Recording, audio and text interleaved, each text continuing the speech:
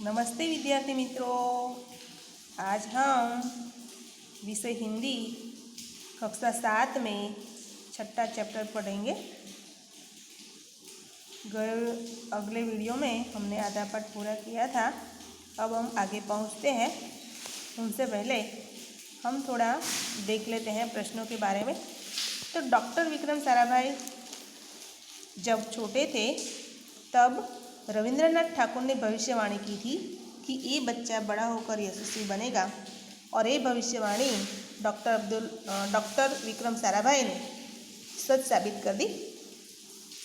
अगला प्रश्न है कि डॉक्टर विक्रम साराभाई का जन्म कब और कहाँ हुआ। तो डॉक्टर विक्रम साराभाई का जन्म सन 12 अगस्त अहमदाबाद में हुआ था। एक धनाढ्य परिवार में उनका जन्म हुआ। उनके पिता का नाम है अंबालाल साराभाई और माता का नाम है सरला देवी। वो 8 भाई बहन थे। बाल्यकाल से ही वो प्रतिभावान थे। जब 5-6 वर्ष के थे तब वो अपने पिता के साथ शिमला घूमने गए और वहाँ पर पिता के नाम ढेर सारी चिट्ठियाँ देखकर अब ये जो डॉक्टर विक्रम साराभाई हैं उनको भी यही इच्छा हुई कि मेरे नाम भी ढेर सारी चिट्ठियाँ आए, और फिर उन्होंने कई लिफाफे में अपना नाम पता लिखकर डाकघर में डाल दिया, और फिर उनके नाम भी ढेर सारी चिट्ठियाँ आने लगी।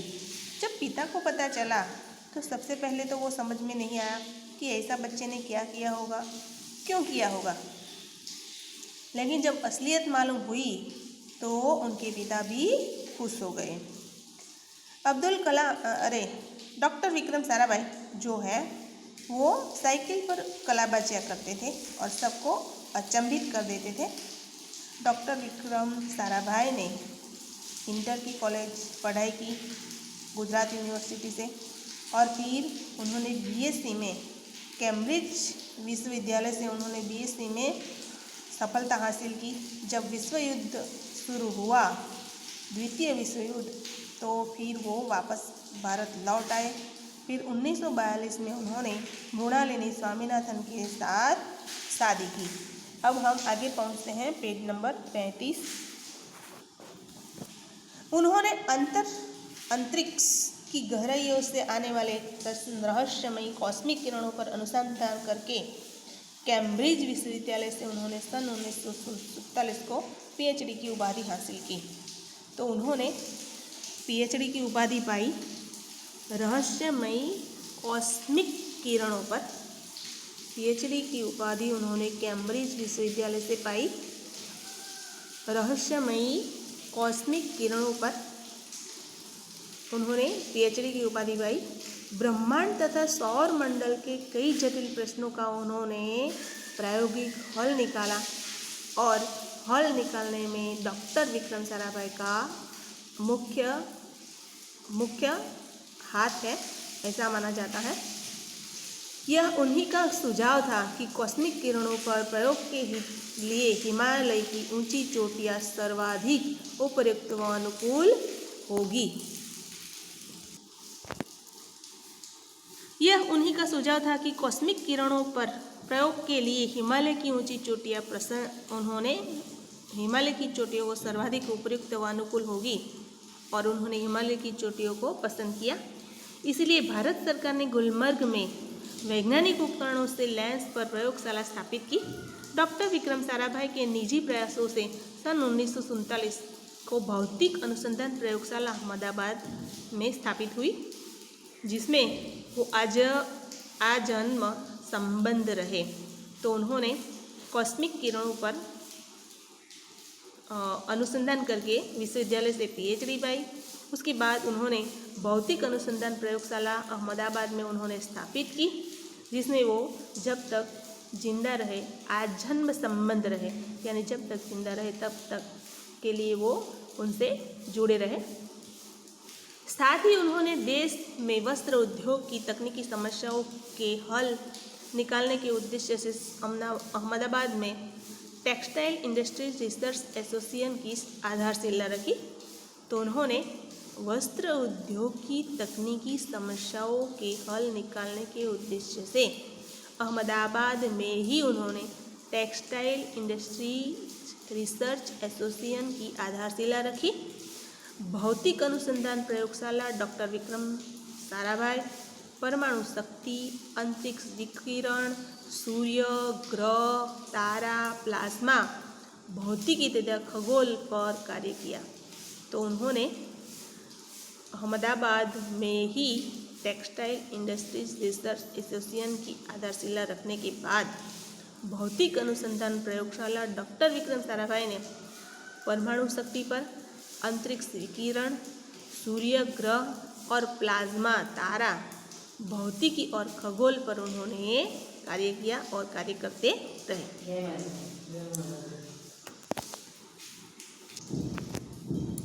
सन 1961 में वे परमाणु ऊर्जा आयोग के सदस्य बनाए गए। 1961 में वे परमाणु ऊर्जा आयोग के सदस्य बने। डॉक्टर होमी भाभा, यहाँ पर डॉक्टर भाभा की मृत्यु के पश्चात परमाणु ऊर्जा संस्थानों का भार युवा वैज्ञानिक डॉक्टर विक्रम साराभाई के कंधों पर डाला गया। तो जब डॉक्टर भाभा की मृत्यु हुई, डॉक्टर होमी भाभा की जब मृत्यु हुई, तो सारी जिम्मेदारी परमाणु ऊर्जा के संस्थानों की जो भी जिम्मेदारी थी, वो जिम्मेदारी डॉक्टर विक्रम साराभाई के कंधों पर डाली गई, क्योंकि उनके सिवा और कोई नहीं था जो इन भार को संभाल सके। एक सक्षम व्यक्ति डॉक्टर विक्रम साराभाई ही थे, इसीलिए उनके कंधों पर ये सारा भार डाला। उन्होंने भारतीय अनुसंधान केंद्र का गठन किया। उन्होंने भारतीय अनुसंधान केंद्रों का गठन किया। डॉक्टर विक्रम साराभाई इसके पहले अध्यक्ष बने। विक्रम साराभाई उनके अध्यक्ष बने और यह उनकी अगुवाई एवं अथक परिश्रम का ही परिणाम था। तो अध्यक्ष बने।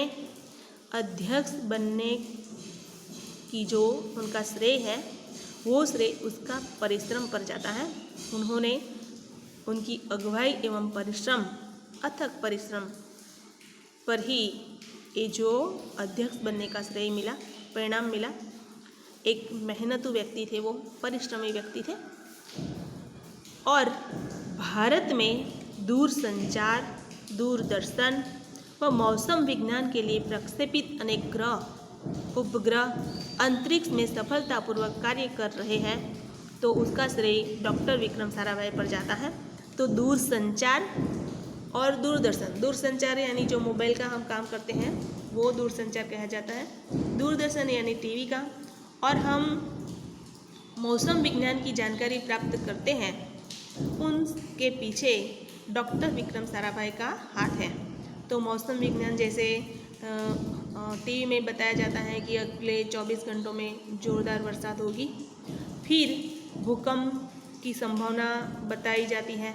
तो ये जो मौसम विज्ञान है, दूरदर्शन और दूरसंचार, इसके लिए प्रक्षेपित अनेक ग्रह जो है, उपग्रह है, इसमें अंतरिक्ष में उन्होंने सफलतापूर्वक कार्य किया डॉक्टर विक्रम साराभाई ने।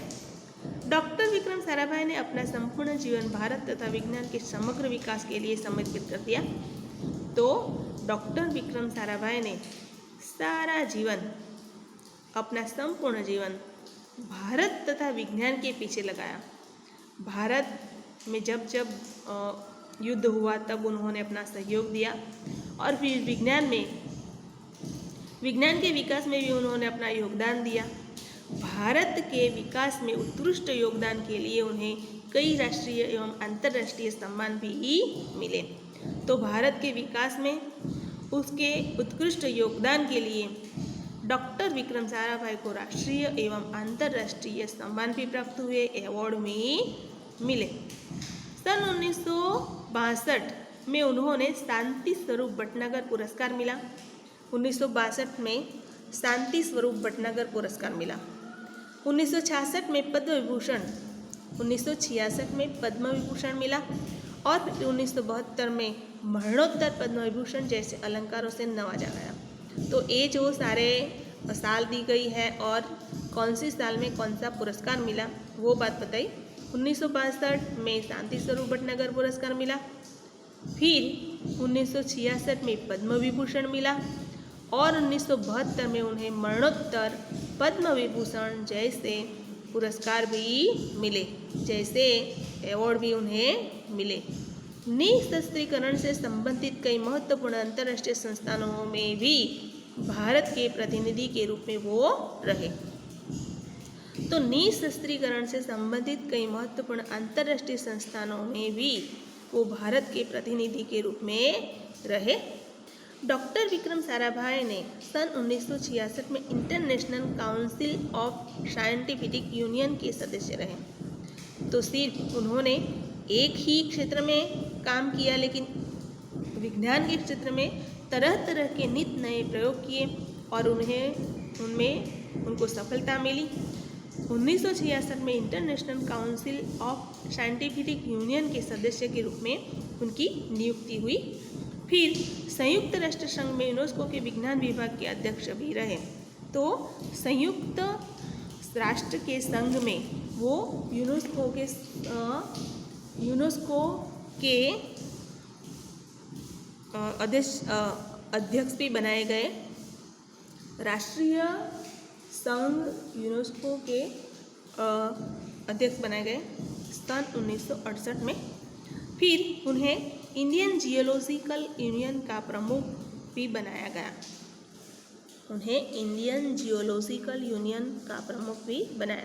यानी कई तरह की जिम्मेदारी उन्होंने संभाले। हम तो एक जिम्मेदारी भी नहीं संभाल सकते, लेकिन उन्होंने कई तरह की जिम्मेदारी संभाली। अगर आपको ऐसा कहा जाए कि ये जो गुरु कार्य लिखना है तो आप तुरंत थक जाते हैं, लेकिन उन्होंने सिर्फ एक ही क्षेत्र में नहीं, तरह तरह के अलग अलग क्षेत्रों में उन्होंने कार्य किया, प्रमुख भी बने। यानी ढेर सारी जिम्मेदारी उन्होंने रखी, ढेर सारी जिम्मेदारी उन्होंने संभाली। डॉक्टर विक्रम साराभाई सन 1970 में वियना शांति अंतर्राष्ट्रीय अणुमंच के 14वीं परिषद के प्रमुख बने। तो वो डॉक्टर विक्रम साराभाई सन 1970 में वियना शांति अंतर्राष्ट्रीय अणुमंच के 14वीं परिषद के प्रमुख बनाए गए। 1971 में संयुक्त राष्ट्र संघ परिषद के उपाध्यक्ष बने। बाद में विज्ञान विभाग के अध्यक्ष भी बनाए गए। तो 1971 में संयुक्त राष्ट्र संघ परिषद के उपाध्यक्ष और बाद में विज्ञान विभाग के अध्यक्ष भी बनाए गए। वह केवल उच्च कोटि के वैज्ञानिक ही नहीं थे, यानी डॉक्टर विक्रम साराभाई एक वैज्ञानिक ही नहीं थे, बल्कि व्यस्तताओं के बावजूद भी, व्यस्तता यानी उनका जो व्यवसाय था, व्यस्त रहते थे हमेशा, सारे दिन कुछ न कुछ करते रहते थे। व्यस्तताओं के बावजूद भी उन्होंने कला, शिक्षण व समाज के लिए पर्याप्त समय निकाला। तो सिर्फ विज्ञान में ही नहीं, कला के क्षेत्र में भी उन्होंने अपना समय दिखाया, शिक्षा के क्षेत्र में भी, समाज के लिए भी उन्होंने पर्याप्त समय निकाल लेते थे। वो उनके ही प्रयासों से अहमदाबाद में लोक विज्ञान केंद्र एवं नेहरू विकास संस्थानों की स्थापना हुई। तो डॉक्टर विक्रम साराभाई के प्रयासों से ही अहमदाबाद में लोक विज्ञान केंद्र, नेहरू विकास संस्थान की स्थापना हुई। यहाँ वह जन सामान्य की विज्ञान के प्रति रुचि जागृत करने के लिए कार्य करते रहे। तो जन सामान्य में विज्ञान की रुचि उत्पन्न हो, विज्ञान के प्रति रुचि उत्पन्न हो, इसीलिए वो कार्य करते रहे। तो बच्चों, यहाँ पर डॉक्टर विक्रम साराभाई पाठ रखने के पीछे का उद्देश्य यही है कि आप भी डॉक्टर विक्रम साराभाई की तरह बने, उनके जीवन से कुछ प्रेरणा लें और उनकी तरह बढ़ने की सोचें। यही उद्देश्य है ये पाठ का। वह 21 दिसंबर सन 1971 सन 1971 की काली तारीख थी, जो डॉक्टर विक्रम साराभाई को त्रिवेंद्रम के लॉन्चिंग स्टेशन थुम्बा में कार्य निरीक्षण के लिए भेजा गया। तो यहाँ पर काली रात्रि थी, यानी उनकी मृत्यु की रात्रि कही जाती है 21 दिसंबर 1971, जब वो डॉक्टर विक्रम साराभाई त्रिवेंद्रम के लॉन्चिंग स्टेशन थुम्बा में कार्य करने के लिए गए, निरीक्षण के लिए वहाँ उन्हें भेजा गया। तब वहाँ वो एक होटल में ठहरे हुए थे और वहाँ पर हृदय की गति रुकने से उनकी मौत हो गई, यानी 21 दिसंबर 1971 त्रिवेंद्रम के लॉन्चिंग स्टेशन थुम्बा में वो कार्य करने के लिए, निरीक्षण करने के लिए गए। वहाँ पर एक होटल में ठहरे और वहाँ उनकी हृदय की गति रुक गई, जिससे उसकी मौत हुई। हृदय की गति रुक जाना यानी हार्ट अटैक हुआ, उनका आया हार्ट अटैक हुआ, इसीलिए उसकी मौत हो गई। इसके निधन से विज्ञान के नित्य नए आयामों को जोड़ने वाला एक जीवन चक्र सदा के लिए रुक गया। तो उनके निधन यानी मृत्यु से विज्ञान से जो नित्य नए आयाम जोड़ने वाले उनके जीवन चक्र सदा के लिए रुक गया। ऐसी महान प्रतिभा को शत कोटि नमन। तो यहाँ पर निधन शब्द है, निधन यानी मृत्यु, निधन यानी मृत्यु और निर्धन यानी गरीब, निर्धन यानी गरीब। यहाँ पर अगर आप थोड़ी सी भी गलती करें तो सारा शब्द का जो अर्थ है पलट जाता है, शब्द भेद हो जाता है। यहाँ निधन यानी मृत्यु और निर्धन यानी गरीब। तो बच्चों, आप जब परीक्षा में लिखते हैं तो ऐसी कई गलतियाँ करते हैं और फिर कहते हैं कि हमें मार्क कम मिले, तो इसके पीछे यही वजह है, आपकी जोड़नी सही ना हो, उसके कारण आपके मार्क कट जाते हैं। तो यहाँ पर जब वो उनका अंतिम दिन आया, तब वो अहमदाबाद में गए और अहमदाबाद में एक होटल में ठहरे। वहाँ पर 21 दिसंबर 1971 को उसकी हृदय की गति रुक जाने से उसकी मौत हो गई। और ऐसे महान वैज्ञानिक को हम शत कोटि नमन करते हैं। तो विद्यार्थी मित्रों, यहाँ पर ये जो पाठ है उस पाठ पूरा हुआ। इनसे पहले मैं आपको एक यहाँ पर जो हमने आधा पाठ पढ़ा उस पाठ में से कई सारे सवाल है, वो सवाल आपको ढूंढना है और लिखना है। जैसे यहाँ पर कई सारे सवाल हैं कि डॉक्टर विक्रम साराभाई ने PhD की उपाधि कब हासिल की। फिर डॉक्टर विक्रम साराभाई को कौन कौन से अवार्ड मिले, बराबर। फिर डॉक्टर विक्रम साराभाई की मृत्यु कब हुई। डॉक्टर विक्रम साराभाई ने कौन कौन से क्षेत्र में अपनी रुचि दाखिल की, जैसे कला, शिक्षण, समाज के प्रति उनकी रुचि थी, बराबर।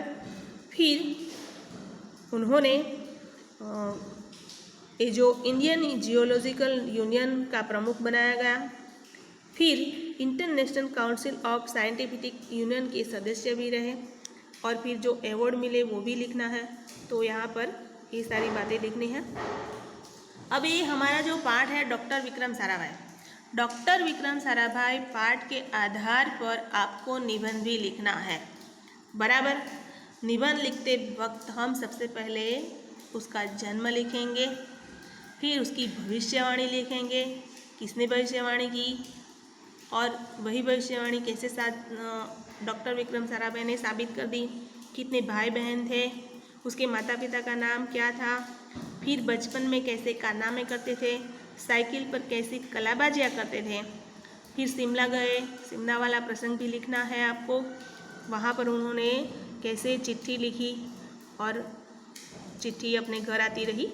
फिर उन्होंने कहाँ तक की पढ़ाई की।